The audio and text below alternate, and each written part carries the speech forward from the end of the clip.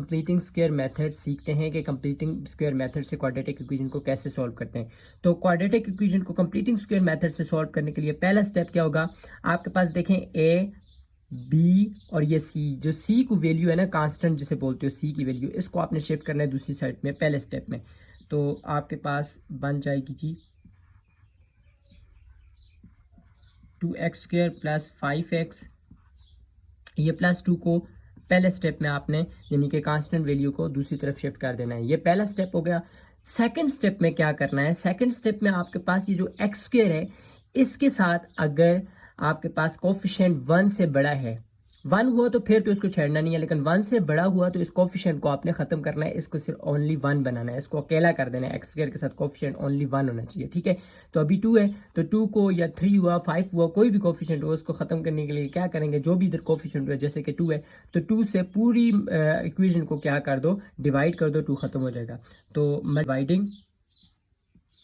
Dividing by 2 on both side, तो 2 से divide किया, इधर भी 2x², इधर से भी 2 से डिवाइड हो जाएगा, 5x भी 2 से डिवाइड हो जाएगा, और इधर -2/2 ये भी 2 से डिवाइड हो जाएगा। पूरी इक्वेशन को हमने 2 से डिवाइड कर दिया। देखो ये 2 कैंसिल, इसी के लिए हमने किया था कि इधर से 2 खत्म होकर 1 बन जाए। तो देखो इधर x² बन गया, अकेला रह गया, अकेला करना है सेकंड स्टेप में, ठीक है। तो ये हो जाएगा 5/2x, और ये 2 से कैंसिल होकर पीछे -1 बच जाएगा।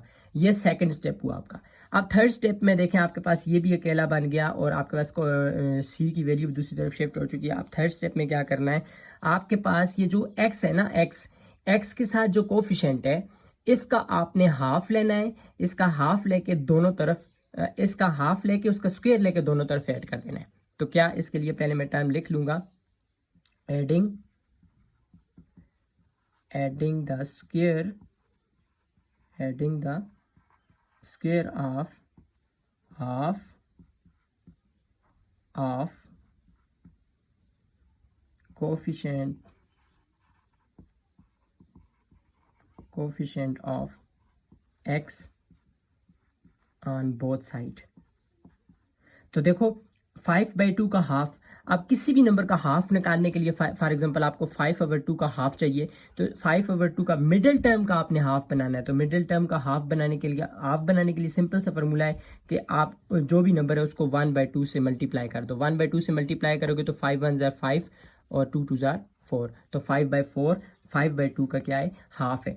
तो हमने क्या कहा है जी, ऐड करना है स्क्वायर लेके हाफ का, कोफिशिएंट ऑफ एक्स के कोफिशिएंट का हाफ लेके फिर उसका स्क्वायर लेके दोनों तरफ ऐड कर देना है। तो लेते हैं जी x² + 5/2x, तो इधर भी 5/4 का स्क्वायर लेके ऐड कर दिया और दूसरी तरफ -1 अपनी जगह पर, और इधर भी 5/4 का स्क्वायर लेके ऐड कर दिया। ठीक हो गया। अब नेक्स्ट स्टेप में क्या होगा जी, नेक्स्ट स्टेप में आप याद रखना प्लस साइन है ना। अब यहाँ पे ये जो x² और इधर भी आपके पास स्क्वायर बन गया, इधर से आपने x ले लेना है, बीच में साइन प्लस का है, अगर माइनस को था माइनस लगा देते, ठीक है, प्लस इधर से जस्ट आपने 5/2, जैसे इधर से x लिया इधर से 5/2, मिडिल वाली टाइम को नहीं छेड़ना, तो 5/4, तो ये आपके पास ऊपर इसकी स्क्वायर लिख देना, ये आपके पास फार्मूला बन जाएगा। ओके, इधर से जस्ट x लेना है और इधर से जो आपके पास इधर स्क्वायर आया होगा ना उसको आपने ले लेना है और इन दोनों के ऊपर होल का स्क्वायर ले लेना। तो ये आपके पास ये सारा फार्मूला बन जाएगा। इसको आप ओपन करोगे फार्मूले को, आपके पास यही टर्म बनने वाली है, ठीक है, इक्वल टू -1। अब 5/4 ऊपर स्क्वायर है, तो ये 2 जो है 5 के ऊपर भी है, 4 के ऊपर, 5 के ऊपर आएगा तो ये प्लस अपनी जगह पर, 5 के ऊपर आएगा तो 25, 4 के ऊपर जब 2 आएगा तो 16। ओके, बस आ जाएगा जी x + 4 का होल स्क्वायर इक्वल टू, अब यहाँ पर क्या आ जाएगा आपके पास,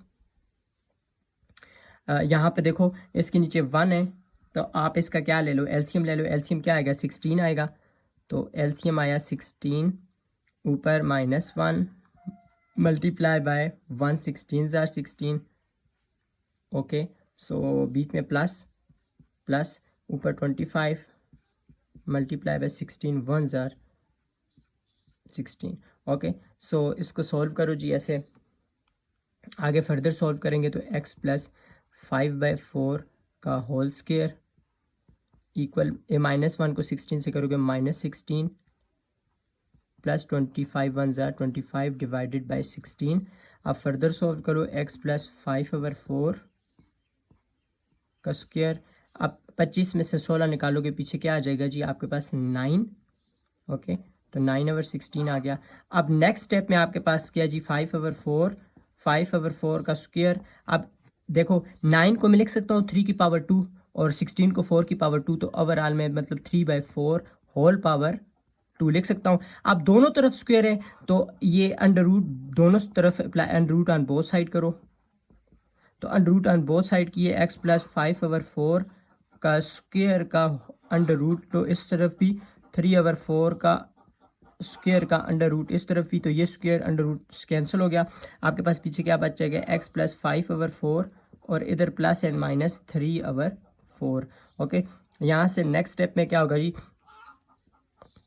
नेक्स्ट स्टेप में x इक्वल टू ये प्लस 5/4 दूसरी तरफ जाके -5/4 प्लस माइनस 3/4 ऐसे आ जाएगा। इसको मज़ीद आगे सॉल्व करेंगे तो मैं ये वाला थोड़ा सा रेज कर देता हूँ और यहाँ पे कर देता हूँ, यहाँ रेज करके जी। ओके, तो मैं इधर से इधर के बाद यहाँ पे कर देता हूँ जी। यहाँ से क्या आ जाएगा, x की वैल्यू आपके पास आ जाएगी -5/4। एक दफ़ा प्लस ले लो और एक दफ़ा -5/4 -3/4 ले लो। देखो प्लस माइनस था ना बीच में, तो प्लस माइनस था तो -5/4 प्लस एक दफ़ा ले लिया 3/4 और x इक्वल टू -5/4 -3/4 दूसरी दफ़ा ले लिया। अब फर्दर सॉल्व करो, नीचे एलसीएम सेम है, -5 + 3। आगे फर्दर सॉल्व करो, x equal to -5 - 3 divided by 4। तो यहाँ से x की वैल्यू आ जाएगी -2/4 और यहाँ से क्या आ जाएगी जी, यहाँ से आ जाएगी -8/4।